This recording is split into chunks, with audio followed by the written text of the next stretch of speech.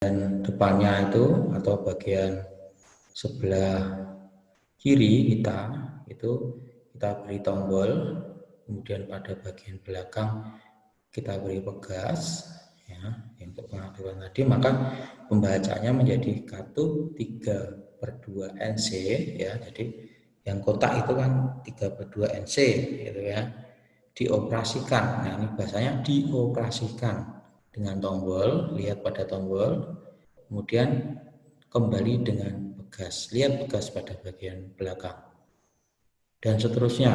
Kita bisa lihat pada gambar ini ada beberapa contoh katup yang sudah dimodifikasi dengan penggeraknya atau pengaktifannya. Lanjut pada materi berikutnya, 3. Katup kontrol aliran satu arah. Katup ini digunakan untuk mengatur volume aliran, yang berarti mengatur kecepatan gerak piston atau aktuator. Bisa dikenal juga dengan istilah cekik. Fungsi dari pemasangan flow control valve atau disingkat FCV pada rangkaian pneumatik antara lain: 1. Untuk membatasi kecepatan maksimum gerakan piston motor atau motor pneumatik. Jadi kecepatannya bisa kita atur dengan menggunakan katup ini. 2. Untuk membatasi daya yang bekerja, sehingga daya yang dibutuhkan sesuai dengan kerjanya. 3. Untuk menyeimbangkan aliran yang mengalir pada cabang-cabang rangkaian pneumatik. Jika itu ada cabang yang banyak, maka perlu menggunakan katup ini, sehingga udara tidak hanya masuk pada satu atau dua aliran, tetapi bisa dibagi ke banyak aliran. Ini adalah penampangnya, gambar penampangnya, kemudian yang samping adalah gambar simbolnya. Ini bisa diatur sesuai dengan kebutuhan. Berikutnya adalah komponen penggerak atau aktuator. Unit ini berfungsi untuk menghasilkan gerak atau usaha yang merupakan hasil akhir atau output dari sistem pneumatik. Ya. Jadi ini adalah bagian yang paling terakhir dari sistem pneumatik. Macam-macam aktuator. 1. Linear motion actuator atau penggerak lurus. Ada 2 macam, yaitu single acting cylinder atau silinder kerja tunggal dan double acting cylinder atau penggerak putar, atau ini biasa disebut juga dengan double acting cylinder. Ini adalah silinder kerja ganda. Yang kedua adalah rotary motion actuator atau bisa limit rotary actuator. Ada 2 juga, air motor atau motor pneumatik dan rotary actuator. Ini untuk yang nomor 1 itu bergerak linear, jadi bergerak maju mundur, sedangkan untuk yang kedua ini gerakannya adalah berputar. Kita bahas untuk yang pertama, single acting silinder atau silinder kerja tunggal. Kita lihat pada konstruksinya, silinder kerja tunggal mempunyai seal piston tunggal yang dipasang pada sisi suplai udara bertekanan. Nanti kita lihat pada gambarnya. Yang kedua, pembuangan udara pada sisi batang piston silinder dikeluarkan ke atmosfer melalui saluran pembuangan, jadi dibuang keluar udaranya. Jika lubang pembuangan tidak diproteksi dengan sebuah penyaring, akan memungkinkan masuknya partikel halus dari debu ke dalam silinder yang bisa merusak seal. Apabila lubang pembuangan ini tertutup, akan membatasi atau menghentikan udara yang akan dibuang pada saat silinder gerakan keluar, dan gerakan akan menjadi tersentak-sentak atau terhenti. Seal terbuat dari bahan yang fleksibel yang ditanam di dalam piston dari logam atau plastik. Selama bergerak, permukaan seal bergeser dengan permukaan silinder. Ini adalah gambar konstruksi silinder kerja tunggal sebagai berikut. Kita lihat untuk konstruksinya, ini adalah gambar penampangnya.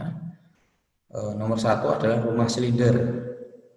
Nomor 2 adalah lubang masuk udara bertekanan. Ini yang dari katup tadi ya, yang dari katup tadi masuk ke lubang yang nomor 2 itu. Dan nomor 3 adalah pistonnya. Nomor 4 batang piston.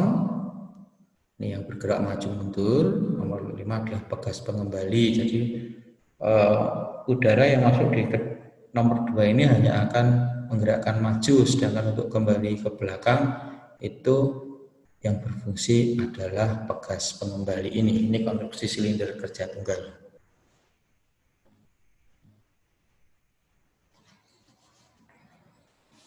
Lanjut untuk prinsip kerjanya. Dengan memberikan udara bertekanan pada satu sisi permukaan piston, sisi yang lain terbuka ke atmosfer. Silinder hanya bisa memberikan gaya kerja ke satu arah. Gerakan piston kembali masuk diberikan oleh gaya gas yang ada di dalam silinder. Direncanakan hanya untuk mengembalikan silinder pada posisi awal dengan alasan agar kecepatan kembali tinggi pada posisi tanpa beban. Pada silinder kerja tunggal dengan pegas, langkah silinder dibatasi oleh panjangnya pegas. Oleh karena itu, silinder kerja tunggal dibuat maksimum langkahnya sampai sekitar 80 mm, 8 cm.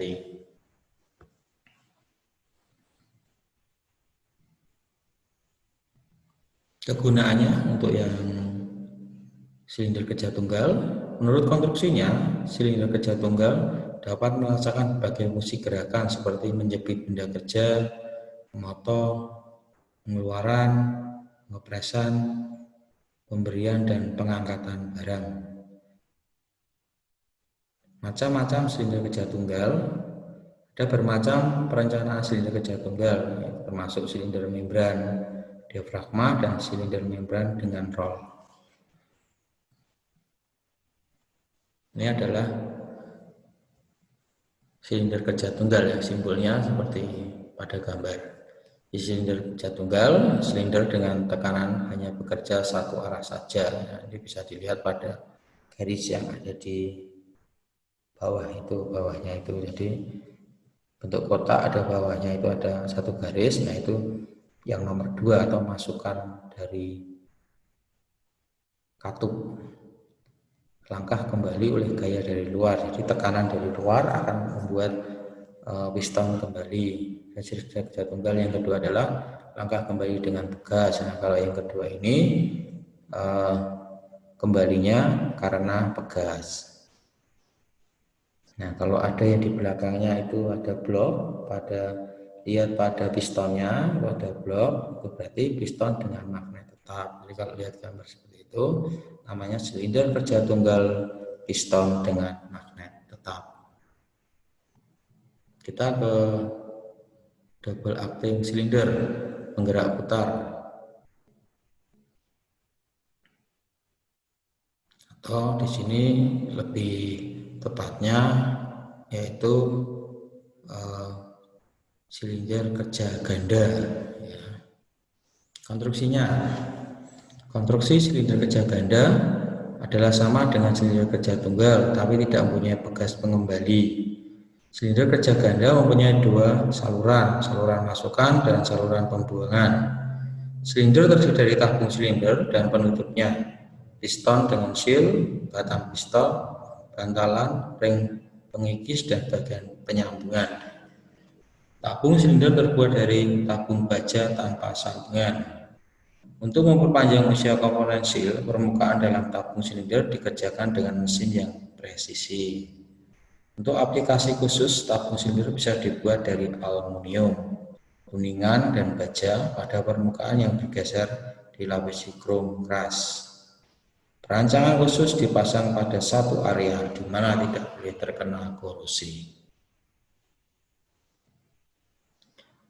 Ring seal dipasang pada ujung tabung untuk mencegah kebocoran udara. Bantalan penyangga gerakan batang piston terbuat dari PVC atau perunggu. Di depan bantalan ada sebuah ring pengikis yang berfungsi mencegah debu dan butiran kecil yang akan masuk ke permukaan dalam silinder. Bahan seal pasak dengan alur ganda. Yang pertama yaitu pergunaan untuk kurang dari 20 derajat Celcius sampai dengan plus 80 derajat Celcius. Sedangkan Pythonnya untuk minus 20 derajat Celcius sampai dengan plus 190 derajat Celcius. Untuk Teflon, ya, kalau bahannya dari Teflon itu minus 80 derajat Celcius sampai dengan plus 200 derajat Celcius. Ring O normal digunakan untuk sil diam. Ini nanti kita akan banyak bicara, atau kalian bisa mempraktekannya nanti pada praktek pneumatik yang diampu oleh Ibu Dina. Ini untuk konstruksi dapat dilihat pada gambar berikut ini. Ini ya, penampang konstruksi silinder kerja ganda. Nomor 1 itu adalah batang atau rumah silinder. Nomor 2 saluran masuk. Ya, nomor 3 saluran keluar, tapi juga bisa menjadi saluran masuk atau baliknya saja. Nomor 2 keluar berarti nomor 3 masuk, sedangkan kalau nomor 3 keluar berarti nomor 2 masuk. 4 batang piston, 5 sil, 6 bearing, dan 7 piston. Kembali ke bagian saluran masuk dan saluran keluar. Kalau nomor 2 itu ada saluran masuk, maka piston akan bergerak maju.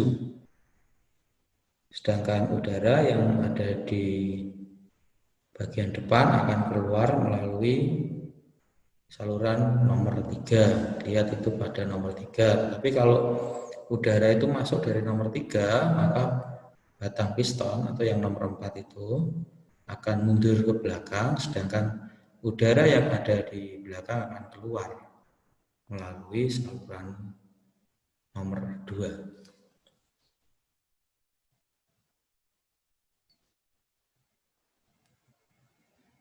Untuk berikutnya adalah prinsip kerja dari silinder kerja ganda. Itu dengan memberikan udara bertekanan pada satu sisi permukaan piston arah maju, sedangkan sisi yang lain arah mundur, akan terbuka atau terbuang ke atmosfer.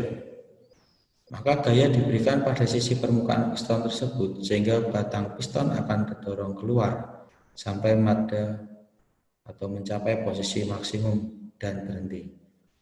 Gerakan silinder kembali masuk diberikan oleh gaya pada sisi permukaan batang piston atau arah mundur, dan sisi permukaan piston arah maju, udaranya terbuka ke atmosfer atau kembali ke katup. Keuntungan silinder kerja ganda.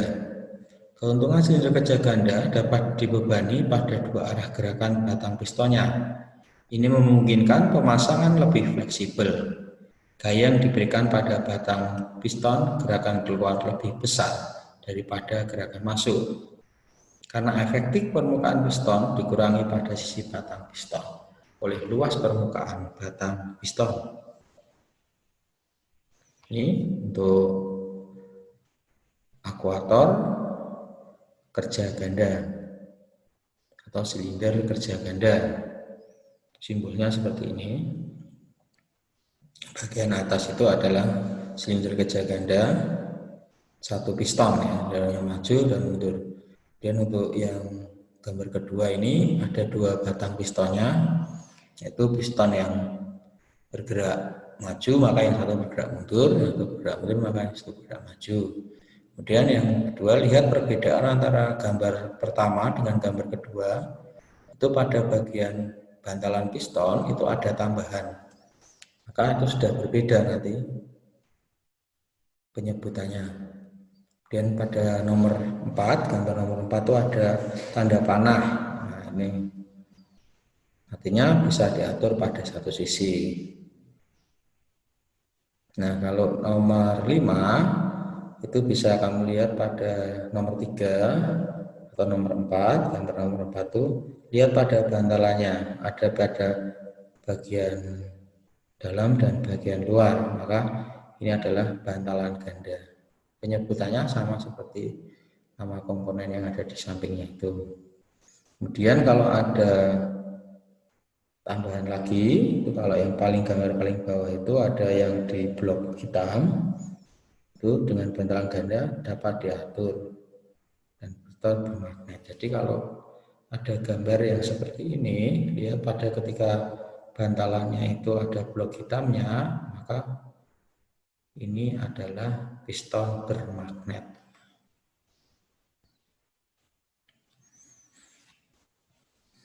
Dua adalah rotary motion actuator. Nah, ini atau akuator yang berputar. Itu ada dua macam, yaitu air motor, motor pneumatik.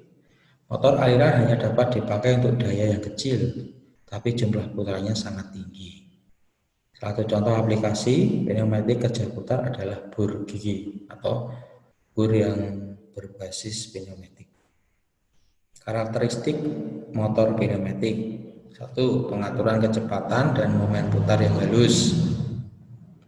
Dimensinya kecil dan ringan, aman pada pembebanan lebih, tidak peka terhadap debu, air, panas, dan dingin, tidak akan meledak, aman terhadap ledakan. Biaya pemeliharaan sangat ringan, arah putaran mudah dikendalikan, daerah kecepatan yang bisa diatur, lebar. Ini adalah simbol. Lihat pada nomor 1, itu ada gambar segitiganya bagian atas. Kalau menemukan gambar seperti itu, maka namanya adalah motor udara putaran satu arah. Kapasitasnya tetap. Tapi kalau ditambahi panah, ya, putarannya masih satu arah karena hanya satu. Lihat pada bagian segitiga itu. Tapi karena ada tanda panahnya, maka kapasitasnya bisa bervariasi. Pada nomor 3, simbol nomor 3, gambar nomor 3 itu ada dua segitiga, bagian atas dan bawah. Artinya ini adalah putaran dua arah. Nah, jadi bedakan, kalau hanya satu itu satu arah, kalau ada dua itu dua arah. Pada gambar nomor 4 sama, tapi lintasannya terbatas. Nah, jadi hanya setengah putaran, tidak bisa berputar satu putaran atau 360 derajat, tapi hanya 180 derajat untuk yang nomor 4. Bedakan untuk nomor simbol nomor 3, gambar nomor 3 dengan gambar nomor 4. Demikian yang bisa saya sampaikan untuk pertemuan pada pagi hari ini. Silakan nanti untuk searching berkaitan dengan macam-macam komponen pneumatik, baik katu pneumatik maupun untuk pembelajaran yang kemarin berkaitan dengan kompresor. Pada pertemuan berikutnya nanti kita akan masih membahas tentang komponen pneumatik masing-masing yang sudah saya jelaskan tadi untuk lebih rinci pada penjelasannya. Demikian dan terima kasih. Selamat belajar.